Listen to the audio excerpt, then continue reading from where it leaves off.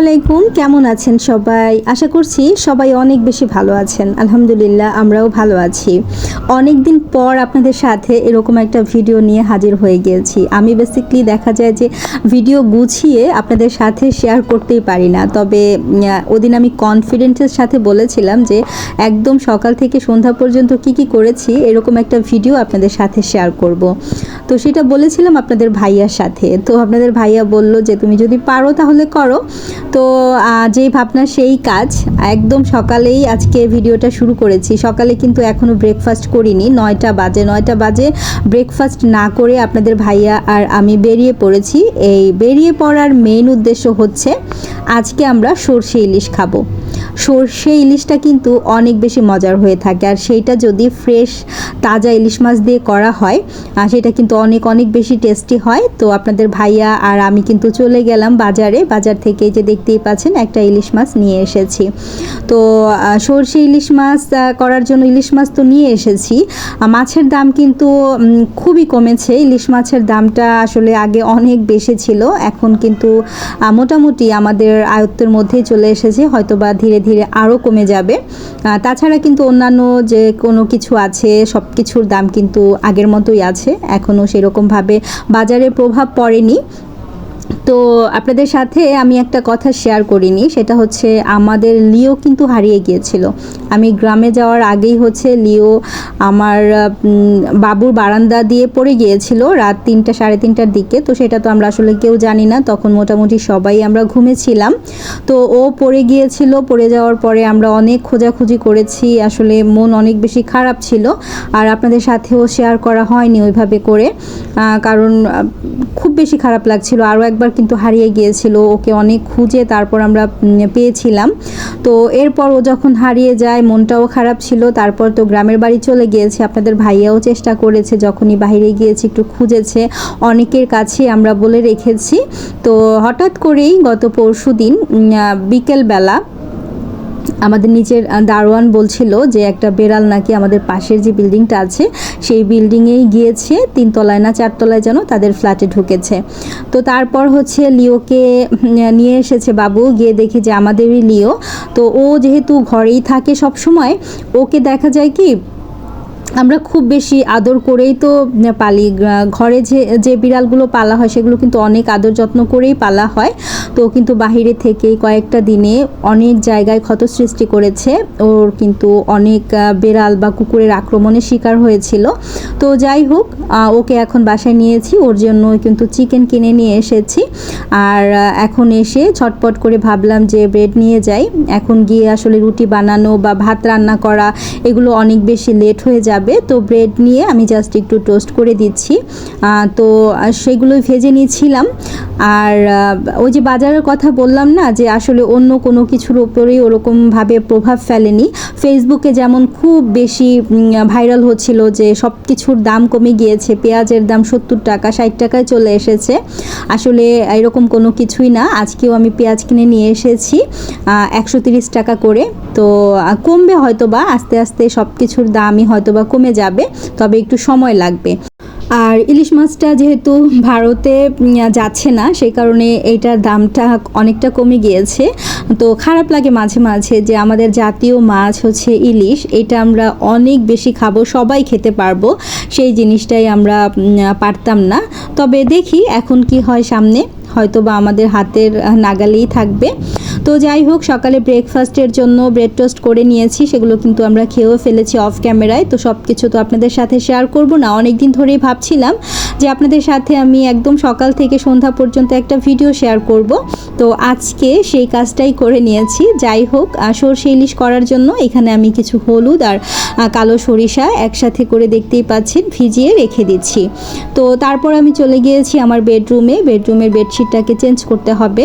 অনেক দিন হয়ে যায় বেডশিটটা চেঞ্জ করা হয় না, তো যে কারণে ভাবলাম যে বেডশিটটা এখন একটু চেঞ্জ করে ফেলি। আর আজকে আমি হানি আপুর দেয়া বেডশিটটাকে বেছাবো। তো পুরো বেডরুমটাকে গুছিয়ে নেওয়ার পর কেমন লাগছে সেটা অবশ্যই আপনাদের সাথে শেয়ার করব, আমার সাথেই থাকবেন।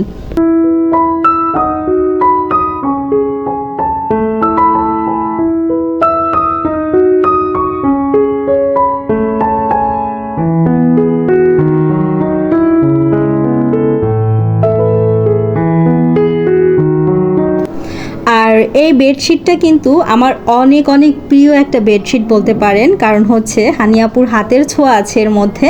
আর বেডশিটটা আসলেই অনেক বেশি ভালো লাগে, বেছানোর পরে আপনারা দেখতেই পাচ্ছেন পুরো বেডরুমের লুকটাই চেঞ্জ হয়ে গেছে।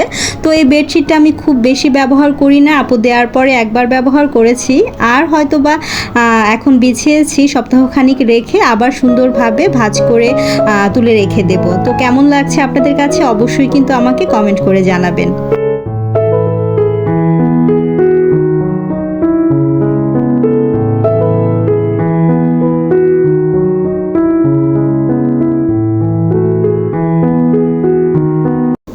তো বেডরুমটা গুছিয়ে নেওয়ার পর হচ্ছে আমি কিন্তু কিচেনে চলে এসেছি। আর এই যে দেখতেই পাচ্ছেন সরষে ইলিশটা কিন্তু রান্না করা হয়ে গেছে। তো এই রেসিপিটা আপনাদের সাথে শেয়ার করছি না, কারণ এটা আমার কুকিং চ্যানেলের জন্য আমি রেডি করছিলাম, যে কারণে আপনাদের সাথে আজকে আর পুরো রেসিপিটা শেয়ার করলাম না। তবে সরষে ইলিশটা এত বেশি মজার হয়েছিল। তো আমি আসলে দুইভাবে সরষে ইলিশটা করে থাকি, এইভাবে করেও করি, আবার কিন্তু ভাপেও সরষে ইলিশটা করে থাকি, সেটাও কিন্তু অনেক বেশি মজার হয়ে থাকে। আর মাছটা এত বেশি ভালো লেগেছিল। তো দেখতেই পাচ্ছেন আমি এখানে হচ্ছে সরষে ইলিশটাকে রান্না করে ফেলেছি। আর আজকে আরও একটা মজার রেসিপি করব, সেটা আপনাদের সাথে পুরোটাই চেষ্টা করব শেয়ার করার জন্য। তো চলুন কি রান্না করছি দেখিয়ে দিচ্ছি। প্রথমে হচ্ছে আমি পাত্রে পানি দিয়ে দিচ্ছি, এরপর ইলিশ মাছের যে মাথা ছিল সেইটা দিয়ে হচ্ছে আমি আজকে কচু শাক রান্না করব। তো আমি যেভাবে করে রান্না করি সেটাই আপনাদের সাথে শেয়ার করছি। তো মাথাগুলো দিয়ে এর মধ্যে আমি অনেকগুলো কাঁচামরিচ ফালি দিয়েছি, হলুদের গুঁড়া দিয়ে দিচ্ছি, তারপর হচ্ছে আমি একটু ধনিয়া গুঁড়া দিলাম, এরপর আমি স্বাদ অনুযায়ী লবণ দিয়ে নেড়ে চেড়ে এর মধ্যে দিয়ে দিচ্ছি কচু শাক। আর এই কচু শাকটা হচ্ছে গ্রাম থেকে নিয়ে এসেছি। আমাদের গ্রামে হচ্ছে চকের মধ্যে একটা পুকুর আছে, সেইখানে অনেক কচু হয়। আর এই কচুগুলো হচ্ছে বোনারা কচু, যেগুলো কেউ আসলে চাষ করে না, তবে কচুগুলো দেখতে লাল লাল টাইপের হয়, অনেক বড় হয় গাছগুলো। আর এই কচু শাকটা খেতে এত বেশি মজার হয় যা আসলে আমি আপনাদেরকে বলে বোঝাতে পারবো না। খুবই মিষ্টি হয়, একদম গলা চুলকাবে না। কচুটা কিন্তু পানির মধ্যে হয়, তারপরেও না একদম গলাটা চুলকায় না, খুবই ভালো লাগে খেতে। তো আমি অনেকগুলো নিয়ে এসেছিলাম, তো সেগুলো দিয়েই এখন ইলিশ মাছের মাথা দিয়ে আমি কচু শাকটাকে রান্না করে নিচ্ছি। তো ভালোভাবে সব কিছু জাল করে নিয়েছি, তারপর আমি এখন ফোড়ন দিয়ে দেব। ফোড়নের জন্য আমি এখানে সরিষার তেল দিয়ে দিচ্ছি, তার মধ্যে কয়েকটা দিয়ে দিলাম আমি হচ্ছে শুকনো মরিচ। তো শুকনো মরিচ আমি কয়েকটা উঠিয়ে নিচ্ছি, কারণ আমি একটু মিষ্টি কুমড়ো আর কি সেদ্ধ করে রেখেছি, সেটা ভর্তা করব। তো বাকি শুকনো মরিচের মধ্যে আমি একটা তেজপাতা দিয়ে দিলাম আমি হাফ চা চামচ জিরা, হাফ চা চামচ দিয়ে দিচ্ছি কালো জিরা, এরপর বেশ কিছুটা পরিমাণ আমি পেঁয়াজ কুচি আর দিয়ে দিচ্ছি রসুন কুচি। তারপর খুব ভালোভাবে ভেজে নেব। তারপর আমি এখানে যে কচুটাকে আগে থেকে রেডি করে রেখেছি সেই কচুগুলো দিয়ে দেব। তো সিম্পল ওয়েতে কিন্তু রান্নাটা করা হয়ে যায়, খুবই মজার হয় খেতে। আপনারা কিন্তু এইভাবে ট্রাই করে দেখতে পারেন যারা ইলিশ মাছের মাথা দিয়ে কচুটা খেতে পছন্দ করেন। আপনাদের ভাইয়া কিন্তু কাঁটাযুক্ত খাবারটা খুবই কম পছন্দ করে, মানে বেছে খাওয়াটা তার ভালো লাগে না। সে যদি চিংড়ি মাছ দিয়ে দিতাম সে অনেক মজা করে খেত, তবে ইলিশ মাছের মাথা দিয়ে করেছি, এইটাও কিন্তু সে অনেক মজা করে খেয়েছে, কারণ হচ্ছে অনেক বেশি মজার হয়েছিল। আর এখানে যে মিষ্টি কুমড়ো সেদ্ধ করে রেখেছি সেটা কিন্তু আমি হাতে মাখিয়ে ভর্তা করে নিয়েছি। আর এই যে দেখতে পাচ্ছেন এটা হচ্ছে ইলিশ মাছের যে পেটিটা থাকে সেইটা। আপনাদের ভাইয়া কিন্তু এটা ভাজা অনেক পছন্দ করে, যে কারণে তার জন্য আলাদাভাবে আমি ভেজে নিয়েছি। আর খাবারটা কিন্তু রেডি হয়ে গেছে, আমি খাবার টেবিলে দিয়ে দিয়েছি। এরপর আমি শাওয়ারে চলে যাব। আর অন্য দিক থেকে হচ্ছে গোলাপ ওর ছোট দুই ভাই বোনকে খাইয়ে নিজেও একটু খেয়ে নেবে। তো আপনাদের ভাইয়া আর আমি হচ্ছে একসাথে পরে খেয়ে নেব। তো খাবারটা টেবিলে গুছিয়ে নিয়েছি। খাবারগুলো কেমন লেগেছে অবশ্যই কিন্তু কমেন্ট করে জানাবেন। আর ইলিশ মাছের রেসিপিটা আমি অবশ্যই আমার কুকিং চ্যানেলের জন্য তৈরি করেছি। আপনারা কিন্তু আমার চ্যানেলটা ভিজিট করতে পারেন, রসনা বিলাস যে চ্যানেলটা আছে আমার কুকিং চ্যানেল, সেখানে কিন্তু এই রেসিপিটা যাবে। আর এটা হচ্ছে সন্ধ্যার দিকে বাচ্চাদের জন্য আমি একটু তেলের পিঠা বানিয়ে নিয়েছিলাম। তো সেইগুলোই জাস্ট যখন গরম গরম ভেজে নিয়েছি ওরা কিন্তু খেয়ে নিয়েছে।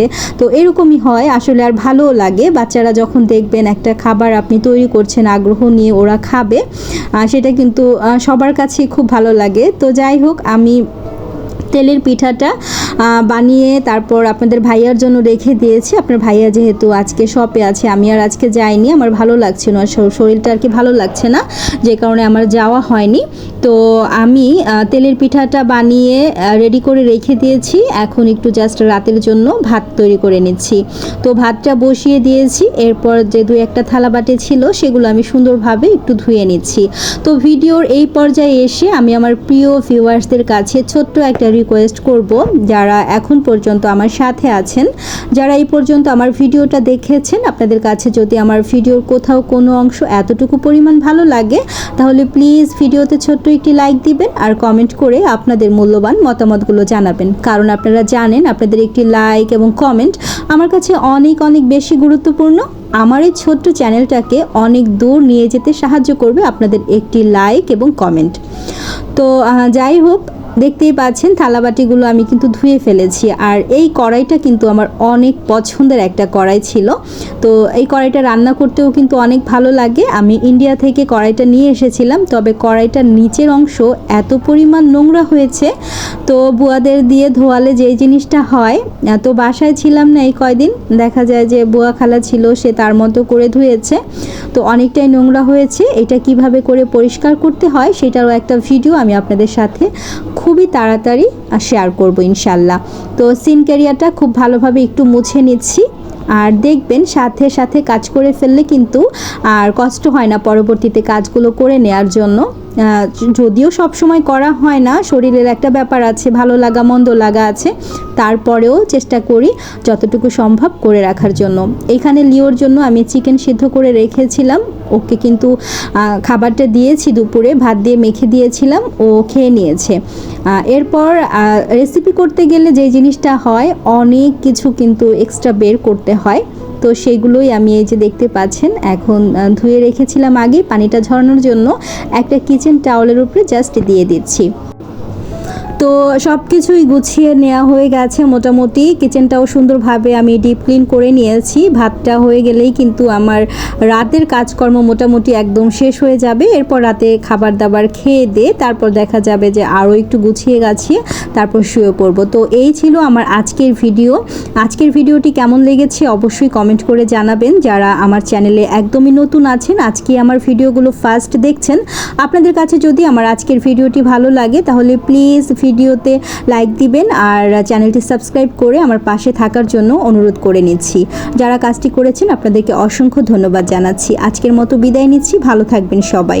আল্লাহ হাফিজ, আসসালামু আলাইকুম।